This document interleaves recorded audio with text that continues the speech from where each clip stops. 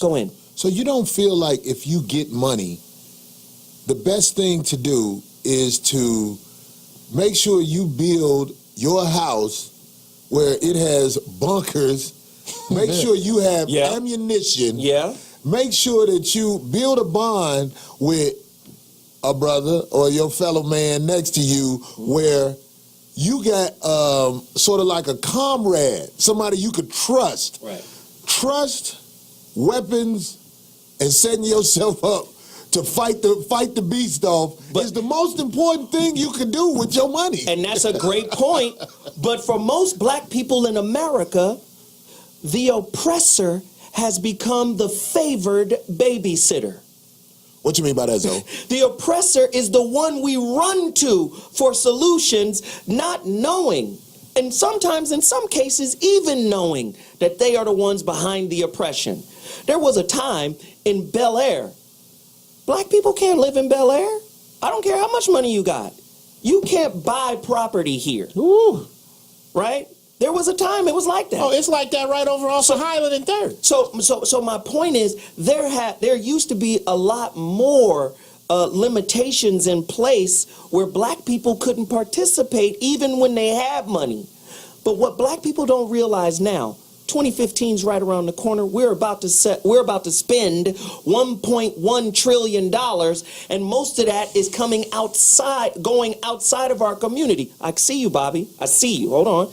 But what we fail to realize is, what if we were a collective group economic movement and we said, no, what we're going to do collectively is spend $500 billion on gold, silver, uranium, minerals, things of that nature that comes back into our community if we had any control. But we don't have that kind of control, and we don't have that kind of collectiveness. We don't need it. Yeah, you do. We don't need it. Yeah, you do, Bobby.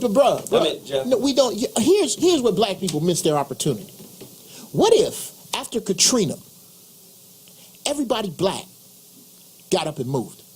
Everybody. To New Orleans. Everybody. What would happen if every black they'll bomb that motherfucker? Why? We got them all in one spot. Let's talk about why. Why would they bomb it? So they can get rid of fear. So they can get rid of the matrix. So are you saying black financial independence is very scary to white people? Will not be allowed in the United States of America. So we're saying something deep. I can't say white people. That's unfair. Wait. Huh? We're saying something deep here. Who do you think in control? No. That's the big fallacy. The big fallacy is that the concept of racism itself being the chief issue. Racism is only a tool. Okay? It's more about classism than racism. There are white people. Let me put it to you this way. But this is what people don't understand about classism. Classism is about resources. So when I see other black people who say you got a degree, say you got several degrees from somewhere, and you look down at your nose at other people while you still owe money on your school loans, right? Oh, they're not of your class, or they're not of our class. First and foremost, if you don't have any resources, if you're not a producer, you're just a professional employee. That's what you are. Class, in my opinion, is like the whole smoke and mirrors thing. Class is not equivalent to race. Race is everything. The only way they're going to let you in is if you fuck them boys. Go ahead. If you like boy pussy, you can hang with them. Oh. Other than that, you cannot come to the table and eat. That's all I'm saying. What? Oh, God. I'm just telling you. Bobby, go ahead. Them all the motherfuckers they let in. To have a real conversation about black economics, we have to get naked in a sense, metaphorically speaking. A couple of weeks ago, I had a very important conversation with Corey about some problems that I didn't even know I had when I first put out my ebook. All right, because I did not know in the delivery aspect of it, because I didn't do that part of it. Look at Corey's face. that people were having trouble getting my book. Now we're talking about black economics now, right? And fixing problems. All right. If you want to fix a problem, you got to know about it. Now people can say you did or didn't know, but I know what I know and what I don't know. Right. Now I know what I'm responsible for knowing, and that's everything. If it's got my brand on it, right? So that's a mistake that I made, not controlling my brand. Now, in our community,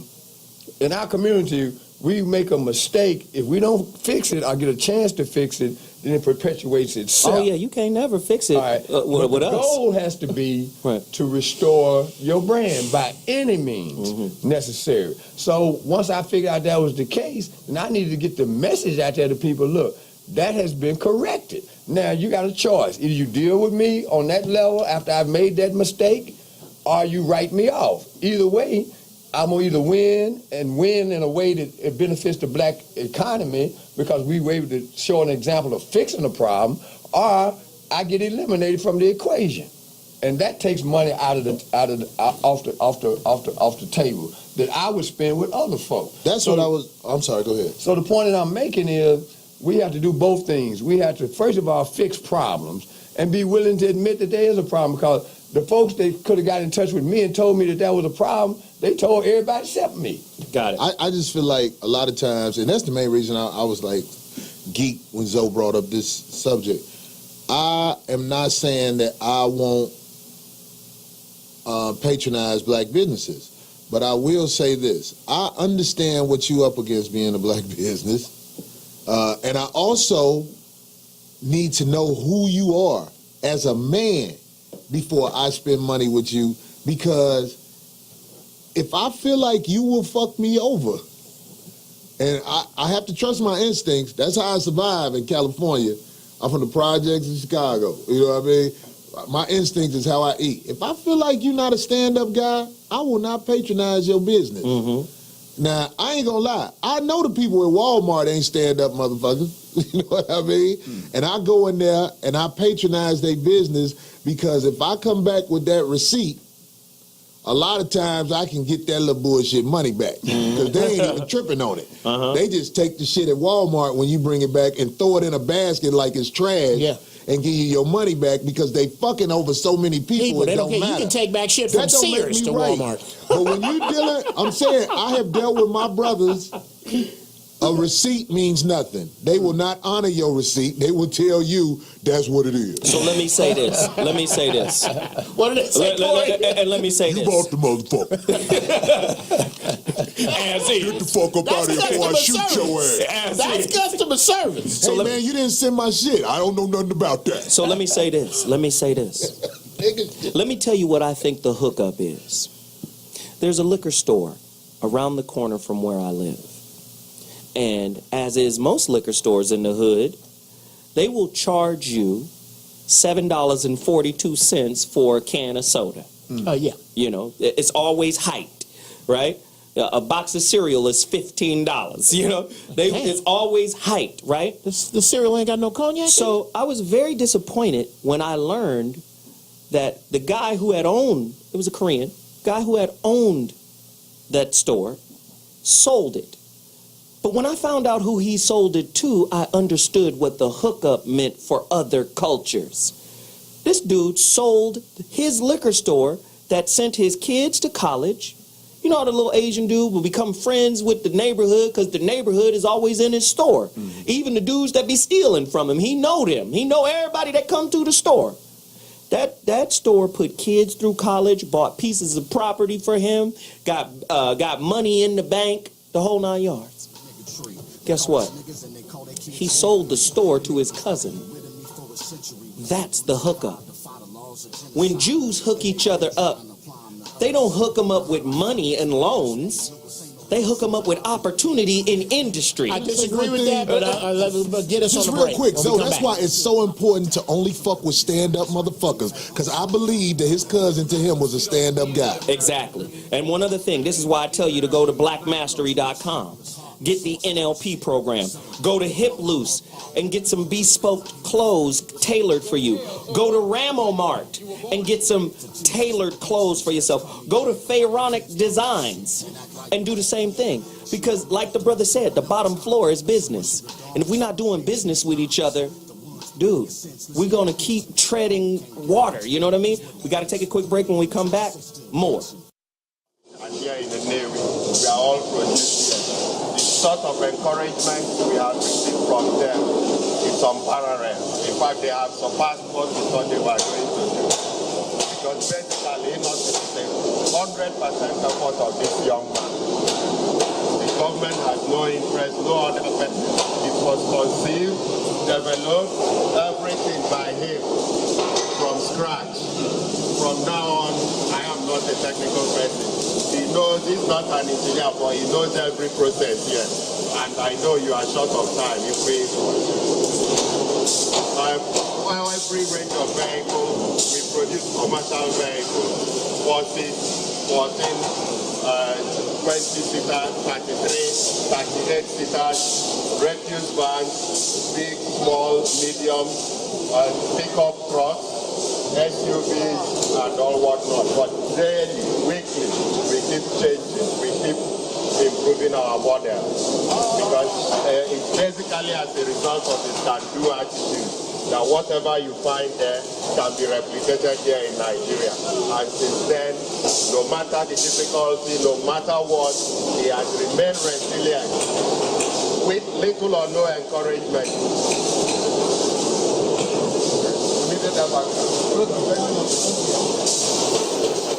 So, really quickly, what you just saw. Yeah, tell me, because I didn't understand. Don't worry about it. Let me finish. Okay. Let me do it. Okay.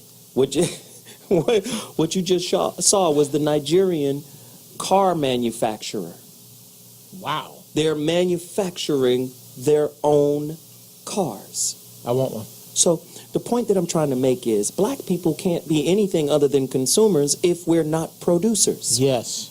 Those black people in Nigeria have Are taken producers. a step and said, this is how you become powerful. This is the difference between power and money. All black people have is money, and that's all our media is speaking of is money, cars, hoes. That's why Jay-Z is as big as he is, because his money is a distraction towards advancement.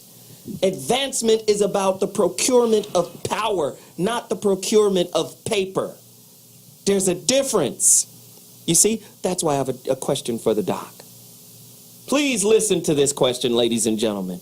Doc, do you think, with the exaltation of MLK's dream, right? With the exaltation of Dr. Martin Luther King's dream, black people unwittingly undid our own economic reliance on each other? Why don't you go deeper, and then I'll respond to that. Because you have a question behind the question. But Tell me your question. The question is, do you think by getting behind MLK and his dream for integration that he unwittingly undid our own financial independence? Because before then, a lot of black people complained, and even MLK said later on, I fear I'm taking my people into a burning house. You know what I was talking about. Exactly. So, do you think by exalting MLK, because I believe that MLK represented until the end, close to the end, when he started getting radical, and we have a video of him being a little bit more radical. You got that, yeah.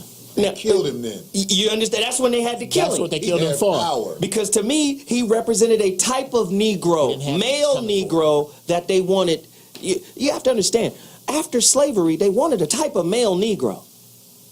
One that doesn't argue. One that doesn't refute. One that doesn't speak back. One that doesn't stand up. Malcolm X stood up. Muhammad Ali said, hell no. I'm not doing it. And that I'm not doing it, this goes back to our topic last week.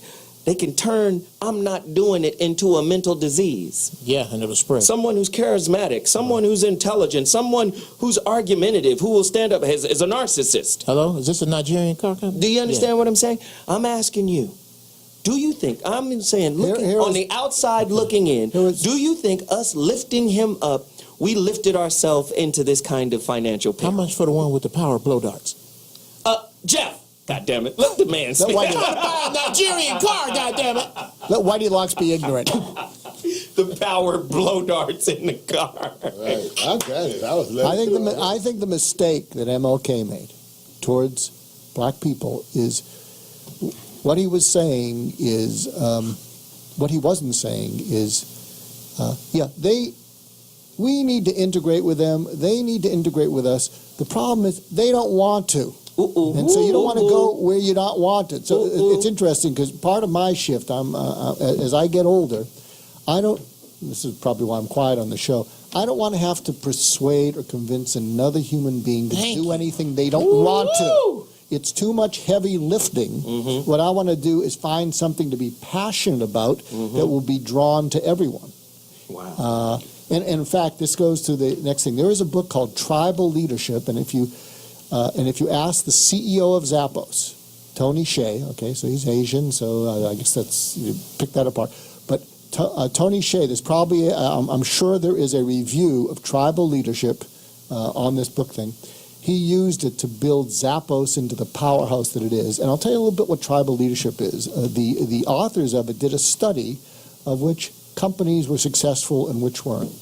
And they made this realization about tribes.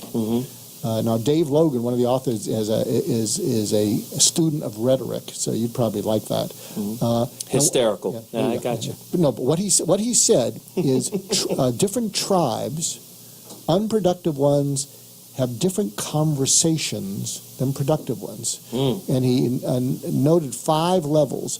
He said, the street gang mentality is life sucks, so let's get whatever we're going to take.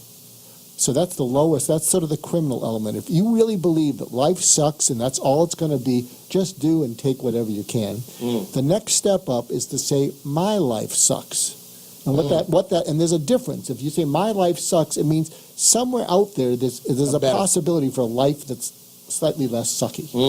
And then the other stage is, I'm missing out on one, but there's one that says, we're great, and that means you're feeling empowered, but still, that means you're saying we're better than other people.